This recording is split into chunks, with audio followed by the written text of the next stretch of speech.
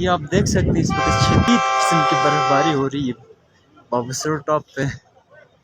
और ये थोड़े बहुत सयाह भी यहाँ मौजूद हैं। पुलिस वाले छोड़ नहीं रहे हैं सयाहों को, वो कहते हैं कि जल्दी से निकल जाएं।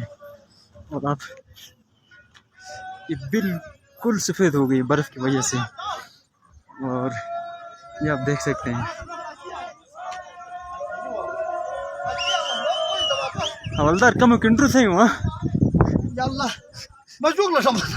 क्या कहते हैं उसके बारे में? बर्फ बहुत ज्यादा है और सियाहों का क्या पैगाम? बढ़ गया, गाड़ियां सब रोकना है नीचे ऊपर से, बस ये हालात है। तो डीसी की तरफ से आपको क्या पैगाम मिला है? अभी कुछ नहीं मिला है।